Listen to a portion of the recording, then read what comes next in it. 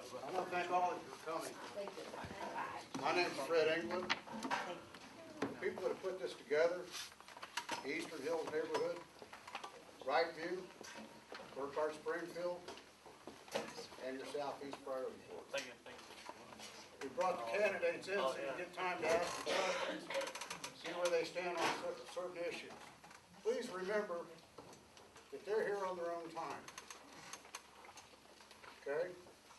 And all these people that have set this up are volunteers. I'd like to thank Walt for doing the legwork, excuse the pun. And Gary back here for doing the legwork. Sir? Okay, happy to be back here. My name's Dan Gehres, and this is my 25th, at least, Eastern Hills candidates night.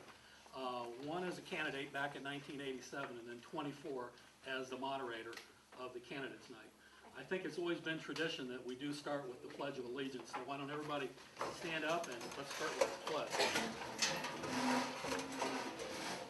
Pledge allegiance to the flag of the United States of America and to the republic for which it stands, one nation, under God, indivisible, with liberty and justice for all. Okay, thank you. And it's also always been tradition, and you know, we can break tradition if you want to, that the candidates have always set up here.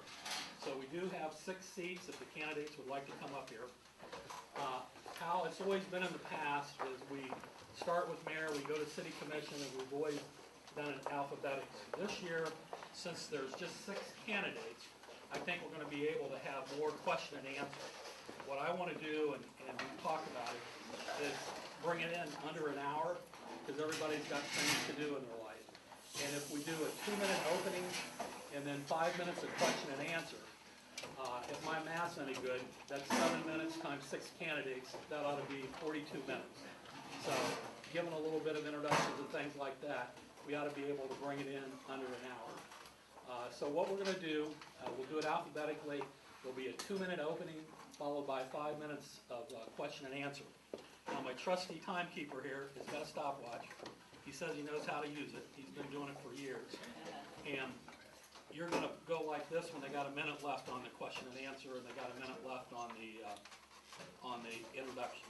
All right. Okay. Raise his finger, and then when time's up, I'll say time's up, and then we'll start the question and answer. And then when the question and answer's over, I'll tell you time's up. And it looks like they got a lot of stuff back there, so let's get rolling with it. Okay. This is for Mayor, City of Dayton. It's a 4-year term. First candidate, A.J. Wagner. Please welcome A.J. Wagner. Thank you, Honor. 9,000 jobs. That's how many jobs we've lost in the last 5 years in the city of Dayton. 700. That's how many we lost in July and August. Net loss in July and August in the city of Dayton. 45% of our children live in poverty. Our neighborhoods are deteriorating. All of that can be stopped with the job situation. But we're going in the wrong direction. If we don't change the direction, nothing else will change.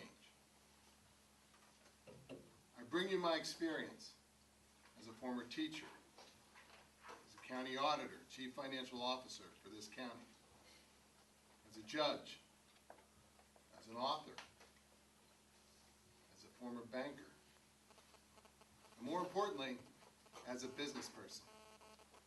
As someone who owns his own business, as someone who has counseled businesses, as someone who has managed a business, as someone who understands business. I bring you all of that experience to bear upon the problems that we now face. And I really believe that if I do that well, that we can turn this around. Okay, thank you. And it's now question and answer time. Yes, ma'am.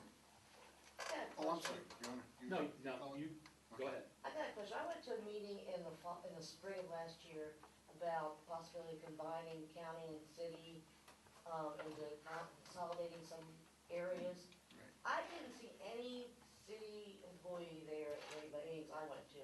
What are your thoughts on the possibility of moving ahead with some kind of work with the county and combining things so that we wouldn't hit that heavily a loss of jobs? Well, to start with, I was on a committee to combine governments almost 30 years ago. Chuck Hornet headed it up, and I was on that committee. And we looked at it, and we were looking at that time at the Indianapolis model, how we could follow the Indianapolis model and how it would work. And we really came to the conclusion after several meetings that politically it just wasn't viable. We weren't going to be able to get everyone to vote to get it done. I don't know that it's much different now. It's a little bit different, but it's not much different. I really do like the idea of us looking at that. I really think that it's important that we combine services, but I still don't think it's politically viable. If it proved me wrong, that'd be great.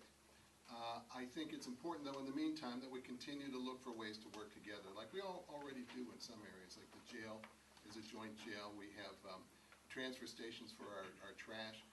We've done a number of things that we do well, and we do it together with the county and with the city and with the other suburbs. And I think we have to keep looking at that and how we do that, looking for those opportunities where we can create efficiencies and save money. Next question. You're talking jobs, how do you intend to get them here? I'm glad you asked. It's not going to be easy. But what we start with is, I think, a change in leadership at City Hall, not just me, but I think a change in leadership in management. We have, we do when we go out and we look for a new manager, either an economic development or a city manager, whoever, we look for someone who's done that for another city, who's had some success in another city. I think it's time we look for a business leader. I think we bring in a business person who understands business, understands development, understands what they want, understands what they need, understands where developers are who are looking to locate into cities. I think we need them to talk their language. And most importantly, I think this business leader needs to be expert in customer service, that we begin to create better customer service so that when businesses do approach the city for jobs or to bring jobs to the city, that they feel like they're being treated fairly and respectfully. We had a business in April that said, well, I'm going to bring 250 jobs here. And they wanted to bring 250 jobs here, and by June they'd given up, and they left. They were going to build a thing on McCall Street, and they gave up, and they left by June. We got to take politics out of the decision. Back about 6 or 7 years ago, Grandview Hospital wanted to expand their campus over to Main Street, wanted to add jobs, wanted to create more doctors' offices, outpatient, etc. And when they went to the city to create the financing package, which included a tax increment financing, they were told by Commissioner Whaley, neighborhood leaders, report that they were told by Commissioner Whaley that they don't do Mike Turner projects because Mike Turner had provided some of the funding through the federal government. We can't have that nonsense. That's just nonsense. We can't have that political nonsense when it comes time to create businesses and bring businesses here. Another question? Greer? Citizen participation is an issue I care a lot about. How do you see things changing should you become mayor? Well, what's been put on the table, I can tell you right now, at least what's been put on the table that we've seen, is that there'll be a neighborhood gathering of neighborhood leaders once every 3 months. I just don't think that's adequate or will do the job. The one flaw I think that's always been true in our citizen participation in our priority board system, which by the way I like, and I would try and revive it if we have the money and we can do that. The one thing I liked about it was that it was elective, that it brought people together, it had them working on issues, and it had a place for the city to go to hear about complaints. But there was always this problem anyway, that they report to the director of planning and development. They don't report to the elected officials. We've got a problem with citizen participation that reports to not even top-level management, and then we don't have elected officials involved. It's time, AJ. You can finish it over coffee and snacks. Thank you very much. next candidate for Dayton, Mayor Nan Whaley.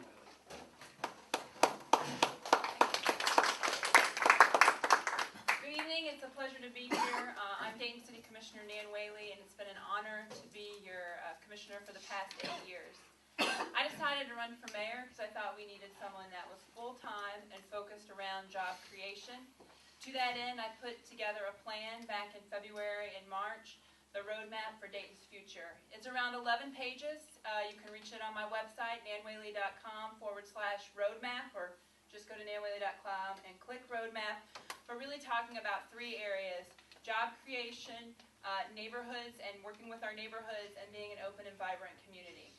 I believe that we do have a lot of work to do with job creation, and it's something that a mayor can really work around.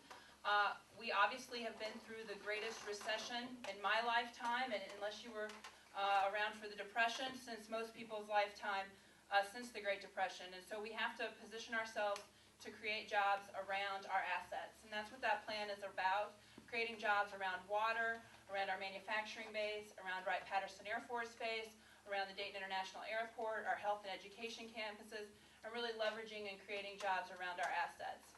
I'm really proud of the work I've done, specifically around manufacturing. It's still around 18% of our economic base. Just this month is Manufacturing Month in the state of Ohio. We've been doing lots of work around manufacturing events. Last Friday, we announced and welcomed SB Metals, Specialty Metals, which brought 45 jobs to the city up around the airport, using the logistics hub to really grow our jobs. That's why I want to be mayor. I've done a lot of work working on neighborhoods and have been really working on making sure that we stabilize our housing stock through one of those worst housing crises the nation has seen, and really would continue that work as well. It's a pleasure to be here, and I look forward to answering your questions. Okay, questions for Ms. Whaley?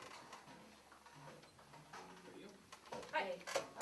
Back in wherever President Obama was, his campaign headquarters opened up, you did a press conference at City Hall. In view of the Hatch Act that governs most city, county, and state employees, would you make that same decision again, or would you do it differently? I probably wouldn't do it in City Hall, but I'd still talk about the number of jobs created. I think that that's one of the key parts of the presidential race and the state races and even this race today, and so that was what that was about. I agree with that, but I just don't agree with doing it on city time. Well, I mean, because you're an elected official, all time is city time, and it was my time. No, it's not. I got a piece of paper right here, I'll share it with you afterwards. Okay. Other questions?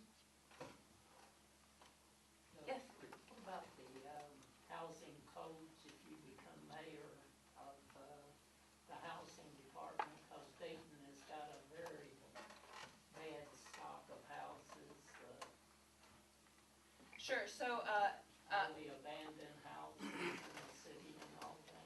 sure. I don't even know why I've stayed here all these years. Well, I thank you for doing so. You know, I think when I started as city commissioner, we were tearing down around 50 houses a year, and this year we're going to tear down over 500. Really changed the policy on that effort, because we recognize that a lot of the housing stock we have has too far gone, and the market will not allow it to balance, and so we've been working to do that. And you know, recognizing too that living next to a vacant house is a safety issue, right? That's where a lot of squatters end up, where a lot of the issues happen, where we have seen arsons and other issues. And so by tearing the properties down that aren't viable, we've been able to stabilize neighborhoods. The Housing and Urban Development HUD recently just gave the city a letter congratulating them for reducing their vacancy rates, and so a lot of this work has happened through the demolishing of some of these vacant properties. But that's not enough. We've also worked on rehabbing some of the properties that have a market available, and even putting money in that might even take it a loss. We could put some neighborhoods together and really work on redoing some of the vacants that can be redone. And then finally, I think it's key that, you know, in the plan I talk about how we need to use housing code enforcement to really think of our housing inspectors as project managers, and really we're seeing some of that work being done right now with some of the neighborhoods, working with their housing inspector to make sure that they can work together to really have neighbors work on this effort to help us in that effort. Yes, ma'am. If with the housing department, there's a priority to, houses being torn down, I would like to see that shared with the public, because the house next door to me, as I shared with Commissioner Williams, has been vacant for 15 years. And as far back as Mark Kane in this, neighborhood association, we've called and tried to get the housing inspector to do something. They promised me in May that they would board up the house. Nothing's been done, except the grass, and that just started this year. But is there a priority, is there a system, is there a method, because Sure, the priorities is to get placed on the nuisance list. And the way it works is if we made an agreement with the schools that we'd work around the school facilities to try to make it safe for kids walking and trying to make around the school areas safe. So that's a first priority. Corridors are another priority around neighborhoods. And then some of the money early on came from the federal government and would only allow us to spend it in specific neighborhoods. And so because of those federal guidelines, those neighborhoods, that's the only reason why we got the money, was to use it in those neighborhoods, so those became a priority. But now it's more the location near schools, corridors, and then, you know, if they're structurally unsound, that's another high priority list. And we have a lot. I mean, I was over on Fairview just a couple weeks ago and saw one of the porches coming in. Obviously, that should be on the priority because it's structurally unsound, and so that's a high priority. well, I'd like you to drive by the one next to me. Yeah, so give me the Time address. for one quick question. 3915, 3919, I'm sorry. Okay, 3919. Joey has it, great. I have 442 vacant houses in Brookhart, Springfield. It's been a weekend driving, and probably half of those have been burned. We have two that are leaning toward the street. If a pickup truck runs in the back of it, it's gonna be in the middle of the street. So there is no priority for burned out structures. They sit. And for Brookhart, Springfield, 442 houses.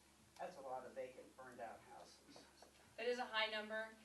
Some of the fire damaged structures get in limbo with some of the insurance issues. You notice I didn't mention fire This one's been structures. empty for Right, and we've seen them going back and forth on insurance structures, and so that's been an issue with some of And the you can sites. finish that question Okay. later. Thank you you. very much. Okay, those are your two candidates for mayor, AJ Wagner and Nan Whaley. You vote for one. Now, next we're gonna move on to city commission. There's 4 candidates for 2 positions, okay? 4 candidates for 2 positions. First up, going alphabetically, David Esrati. Esrati? Thank you. This isn't my first time here, and I've been running for a long time. I have a real reason for running. I have a passion for the city of Dayton. And I have a passion for changing the way things happen. And you just heard a story about tearing down all these vacant houses. What we have to do is stop having vacant houses in the first place. Because if we keep tearing things down, we're going to spend $60 million tearing down houses and having $60 million worth of empty lots. I've never heard anybody say, I want to move to Dayton because they've got more empty lots than any other city. So we've got a real problem. We're not holding the people accountable that caused the house to empty in the first place. We're taking our tax dollars that are supposed to be available for amenities to you and services to you and funneling them into filling a landfill. And by the way, the landfill operator gave Miss Whaley a really nice check the last time round, and that's why the emphasis picked up. We have problems in this community that need to be solved, but it's not the houses. It's about taking care of the people. We have to start putting the money back into the neighborhoods. We have to open up our parks and take care of them. Your property value is 15% when you're next to a crappy park, and they go up 15% when you're next to a nice one. Our parks were so bad that after I saw the $260,000 that Miss Whaley spent in the mayoral primary to get 5,000 votes, I got so disgusted, I said, I'm not going to go out and buy yard signs, I'm going to go out and buy basketball nets. I bought basketball nets. I started hanging them up. I've hung over 250 basketball nets at this point. Unfortunately, I don't have my ladder with me tonight because there's one right behind here that needs a net. But when you see backboards like this for kids to play on, that's unacceptable. That sends a message to people looking to invest in this community, people willing to live in this community. They don't want any part of it. Or when we pile our branches and our debris on top of our basketball courts. I have to spend 3 hours to clear it off. So Okay, your opening's over. Question and answer. There you go. As running for commissioner, as a team, the commissioners work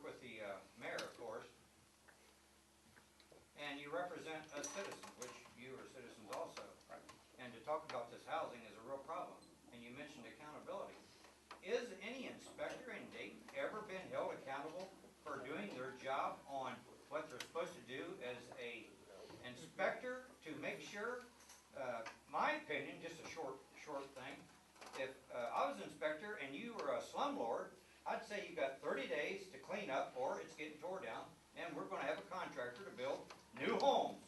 And you'd eliminate all this trouble that we've got with all this slum. Why doesn't anyone, why aren't they held accountable? What goes on? Okay, what goes on is people invest and take care of their property when they think that they're gonna get their investment back. That's the bottom line right there. And you're not gonna just tear down a house and have some investor come in and build a new one until we do things to make this community worth living in. So instead of spending money on, let's see, we bought a building just a couple months ago for $1.1 million to blow up, to hand over to a developer from out of state. Perfectly good building, by the way, which 2 local developers had both planned to rehab and turn into housing.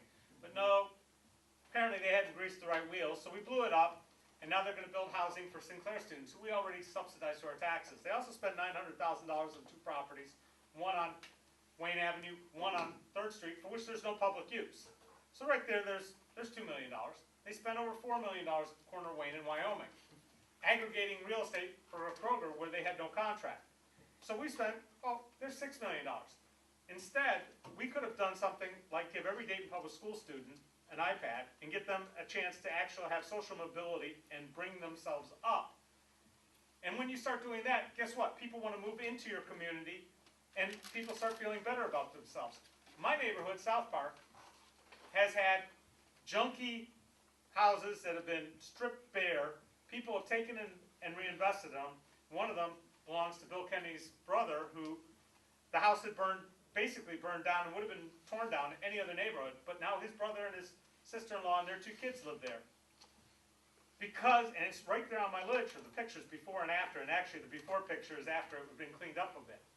So if you build strong neighborhoods where people are happy and things are going well and the parks are well taken care of, and you have police officers that show up, we had a subsidized police officer thanks to Miami Valley Hospital, those start to make a difference.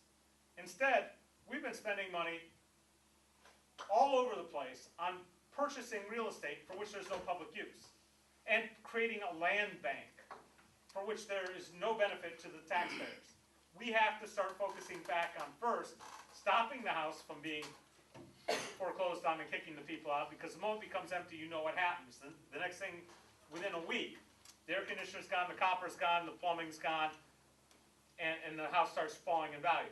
Next thing we gotta do is hold the banks accountable for taking care of the buildings at the same standard that they were when they kicked the people out, if they are able to kick them out. And I don't think we should be kicking people out of their houses for any bank that doesn't maintain the properties they have. End of story. But this idea that housing inspectors are the solution, it ain't gonna happen. We used to have great housing inspectors 20 years ago, and the community's still gone downhill. There are still slumlords. I'll give you another example. We have a policy that if you get more than 2 false alarms or 4 false alarms with your burglar alarm, you get fined, right? So the people who protect their homes and invest in them and have something to protect, they get fined if their alarm goes off too many times. However, I've got a neighbor who bought a foreclosed home 5 years ago, and they averaged 22 police calls a year. Ever since they moved in, I've had untold number of break-ins, at least 7. Okay? Just since these people moved in. Why aren't we finding the people who have caused all the problems and driving them out, instead of finding the people who take care of their property? We have to take a whole different perspective, a total transformative change in how we look at problems. It requires creativity. And I'm going to say to you that the current commission, the only thing they do is creatively spend other people's money. It shouldn't cost $260,000 to win a primary when you're a sitting commissioner. The job only pays $45,000. It's only a $7,000 a year raise for her. And she spent $260,000 to get elected? To make sure she wins? I mean, this is insanity, folks. And this is what's been running our city hall for a long time. That kind of money is buying things. And it ain't buying it for us, because we don't have $260,000 to hand over to Miss Whaley to go out and buy a bazillion yard signs and splatter her name all over every empty lot in town. Okay, thank you. Next candidate is David Greer. Welcome, Mr. Greer. Thank you. My name is David K. Greer. I was born and raised in 31 years I retired from Wright-Patterson Air Force Base as an information account representative. Before I retired, I got involved in my community back in 1997. A lady came to me when I moved into the house I'm presently in, and she asked me to join the neighborhood association. Well, I was reluctant at first, but as I got into what my purpose in life was, and that's helping people, I decided to join. And I've been active ever since. In 2005, I was elected chairman of the Northwest Priority Board, which I'm still currently the chairman. Being chairman of the Priority Board afforded me the opportunity and the experience to be that voice for the citizens. I would field calls daily about issues that the citizens in the community would have. In utilizing the infrastructure that's in place, I found out that there was a dysfunction associated with it. People would be told to hold on and no one get back to them. They'd be passed off to someone else. And this frustrated the citizens, that we're not getting the service that they justly deserved. After years of attempting to use the system that was in place from the outside, I decided that, well, maybe I could do a better job from the inside. And that better job would consist of the visibility, the exposure, and the accountability factors that I feel is needed in any organizational structure.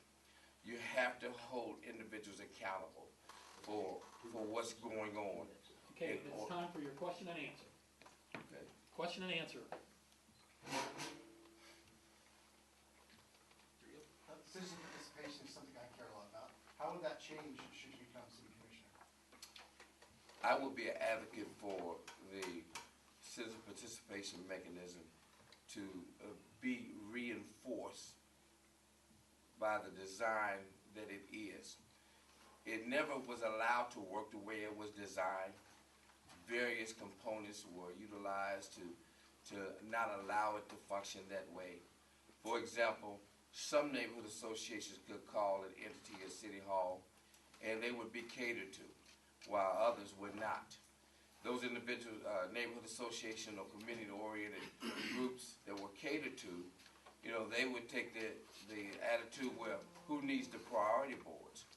You have a lot of individual citizens that do not know that the priority board exists or just what they're for.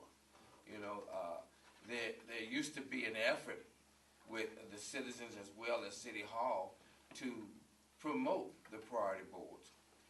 The priority boards have been in existence over 30 years, and it emanated from the program Model Cities, which was a very viable program back in the late 60s, early 70s. People still remember those programs, and they still remember how the priority boards originally was there for the citizens to utilize as that vehicle for getting things done. I would be an advocate for the priority boards to remain with some refinement, but to remain a functioning entity. Along that same note, it seems like City Hall is against the priority boards and the neighborhood associations. If you call City Hall, they'll say they have nothing to do with it. How would you actually revamp so that the citizens in the neighborhood, priorities boards work better together, and City Hall? I would utilize the name that's given to that vehicle more so, make it a priority. Those entities that interface with the priority boards being, if it's the call desk, if it's the heads of departments, when there's an issue that citizens call in to have resolved, then it would be the responsibility of those department heads to make sure that it's followed through from start to finish. You know, you can't initiate an action and then don't have any type of vehicles in place to follow it through. The most significant thing has to be is calling that citizen back or getting back to the chairperson of that priority board to let them know where you are with that issue so they can report it back to the citizen. The lines of communication have to be open and put in better working condition. It seems like an overwhelming job, the commissioners working with the mayor with the business that you've got at hand and what's gonna come at hand. I don't know how you're gonna take care of the citizens. We as a East Dayton Priority Board here with Dan Kennedy and Walt, we've had an issue now for 2 years before the Priority Board about the Sandy's towing truck company parking in our neighborhoods, and nothing's been done for 2 years. You hear the fella here running for commissioner and the trouble he's had with the 911 calls and stuff like that, and you see that going on. How will you have time, money, or even the avenues to take care of the citizens when the business at the town hall is not even up to snuff? What a job to take on. Yes, it is, but that's what I do. I've been doing it since 2005 as far as keeping the people first, following up on those complaints, and I will continue to do that because that's where my commitment lies. We have individuals that are paid to handle the business aspect of the city. You know, it would be about collaboration and being made aware of those business functions, but at the same time, it has to be some equity associated with how much business you do and how much you respond to the needs of the people.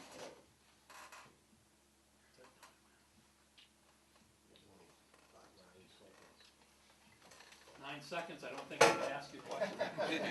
Thank you very much. Okay, next candidate for Dayton City Commission, Jeff Mims. Please welcome Mr. Mims. Thank you. I'm Jeffrey J. Mims Jr. and at 2 months old I brought my parents to Dayton because I wanted to live here, and I've been here ever since. My education is here, all the local universities, Central State, Wright State, and University of Dayton. I've raised and educated my children here, and they're doing well by virtue of the quality of life that they experienced while they were growing up. And I measure that by the fact that they don't ask me for money anymore, which is a good thing. I have more than 40 years of service to my country, the Vietnam vet, to my community in a variety of areas. I've been a teacher at Eastmont, Belmont. I was a teacher and a coach at Belmont. Also worked and supervised the NDEKC New Futures program based out of Wilbur Wright. I've been president of the Teachers Union. I've been president of the school board. I've been on the Council of Great City Schools dealing with national issues that affect education, on the state steering committee for the unconstitutional funding of Ohio schools, and I was a chief lobbyist in terms of building all new schools in Ohio, and again right here in Dayton. So I have a track record that you can look at, that you can measure, that has all been associated with making things better. I can't solve and fix every problem, but my greatest strength, two of my greatest strengths, are one in terms of being a very, very strong advocate, and the other is being a very strong collaborator in terms of problem solving and working with individuals from diverse backgrounds, diverse areas, diverse parts of the city in terms of how we make things work. So Jeff Mims on November 5th for Dayton City Commission, and like I said, I can't fix everything, but I guarantee I can make it better, and I have a track record to validate that. Okay, questions? Go ahead. Yes. I see that you're president of the school board. Yes, ma'am. How would you make it so that the school, Dayton Public Schools and the citizens are more informed about what each other's doing? Because right now, if you call school board, you know, somebody's gonna play back, somebody they won't. You know, we just had a school torn down 2 years ago, and we didn't find out till the day they came with a wrecking ball. So, you know, how would they interface, because we're paying the taxes for the school, so we can get more information. Well, you know, again, we can't run the schools. What we can do is develop a very strong and a much better collaborative relationship with the schools. The history that I have in terms of working with them by being on the inside, and again, the fact that I was in 2, maybe 3 separate different types of positions. As a teacher, coach, union president on one side. At one point, I was also the government relations person for the school district for 25 years, and also ran at-risk programs for children. And then on the other hand, I was the president of the school board. The Wright Brothers School is one main example. Prior to my getting on the board, there was the design to tear the entire school down. We had one board member who was fighting to do renovation, and he was fighting the losing battle. As I got on the board, we talked about those issues and how we can make that work, and then we made a decision to build around the auditorium, which is something that we probably should have done with more of our schools, because it would have saved money and would have given us a fixed seat auditorium and make that whole school environment a lot better than what it currently had been planned to be. So again, there are a lot of things that you can do if you sit down and talk with individuals and find out what their concerns are. Because there's a win-win in almost everything that we do. But you have to have enough respect for each other to find out what the other person wants or other group wants, because it's your community. So the original design for the Wright Brothers School was not the right one. And we got to the right one, we got to the one because we had a lot of citizen input and we responded to that. Another question? Yes, ma'am. What kind of a plan do you have for neighborhoods? Well, you know, I'm glad you asked that. My original plan was to have all 7 through 12 high schools, similar to what we had built at Belmont, and to have extra gymnasium space and extra rooms for the community to use, and to make 6 anchors, if you will, for community use, for recreation, because that's one of our main areas that we have a problem with as well, community use, and to have some ownership of that particular school. Some of you may remember probably about 3 years ago, I was kicked out of Senator Housted's office because I was arguing the issue of the land swap between the mental health department and Belmont High School, where we currently have Belmont built. And if you don't remember that, you can Google, you can find it. But we had a very serious issue, and I refused to leave the meeting because it was something that shouldn't have been done.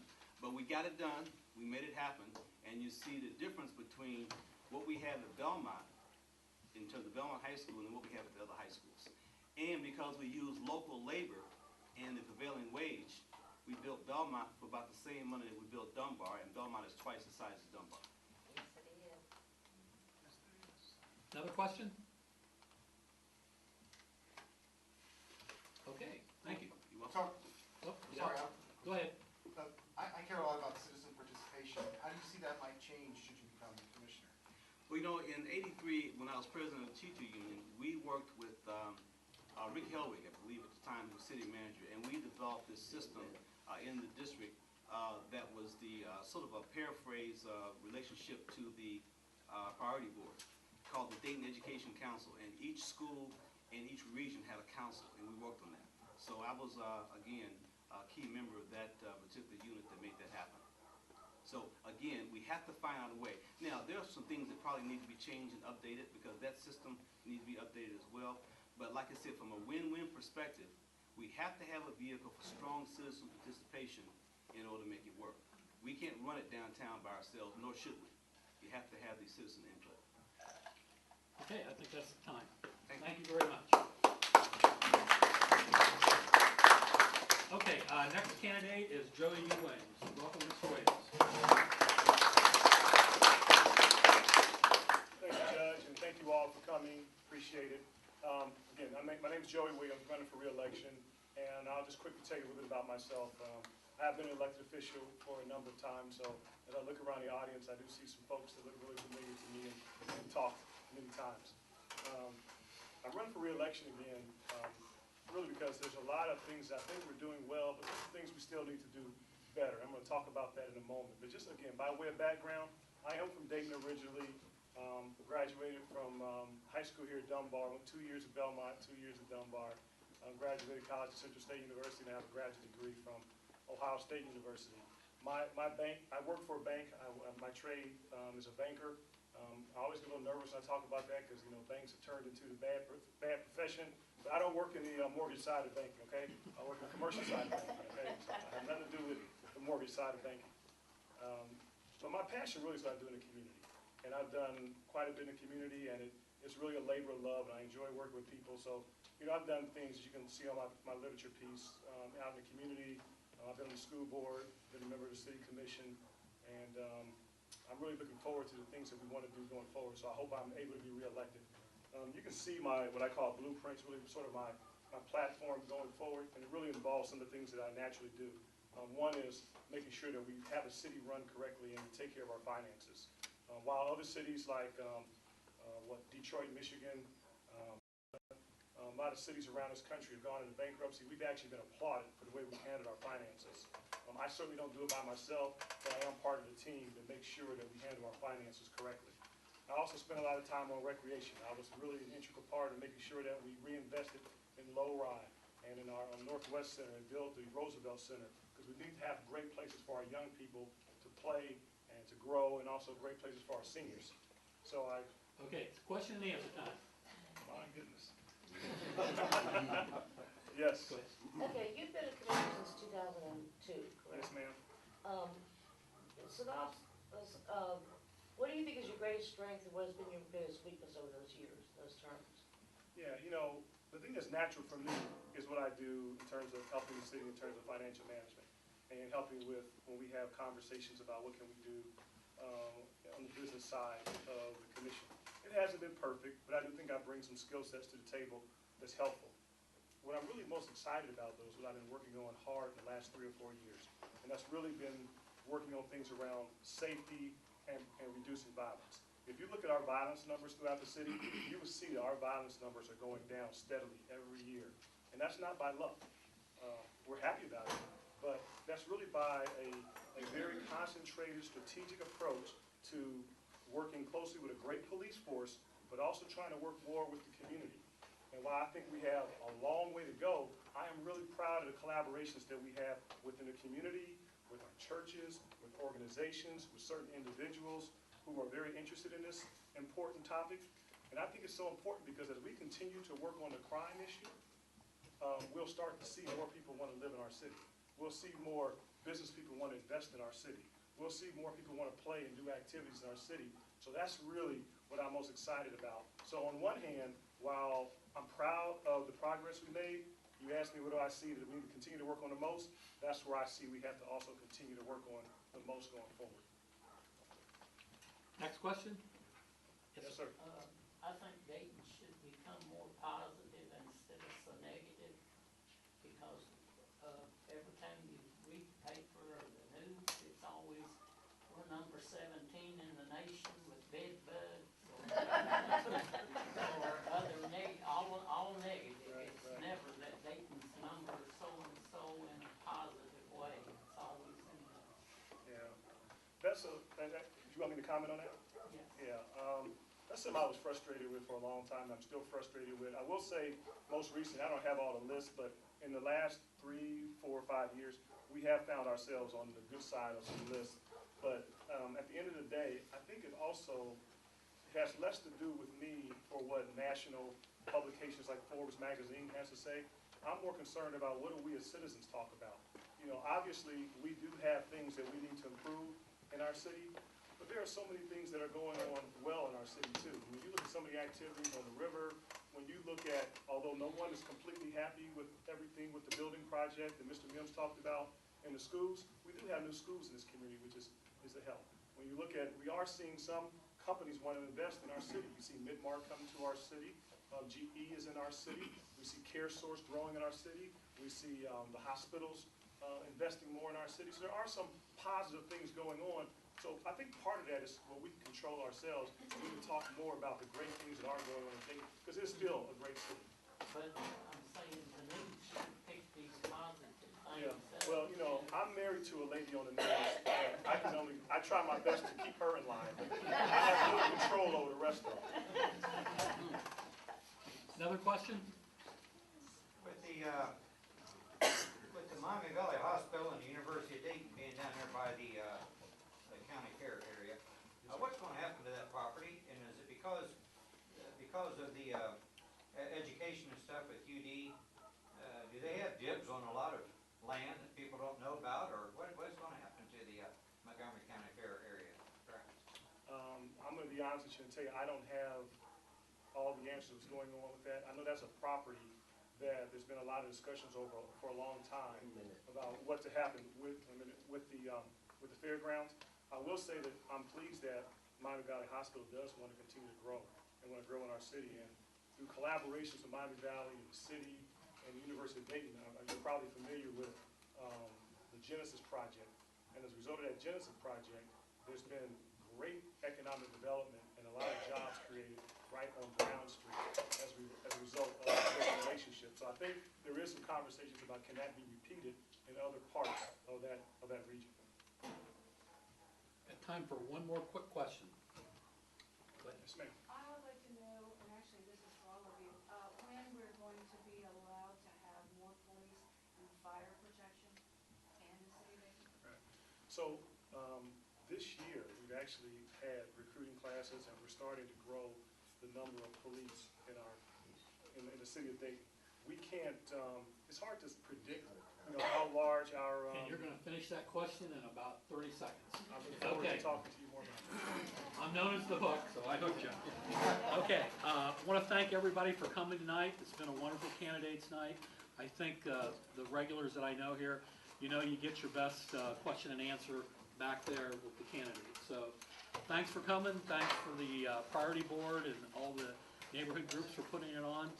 Candidates, get out and meet your people. And Thank you very much. if you don't mind, I'd like to thank the judge too. You guys put your hands together for everybody. Thank you.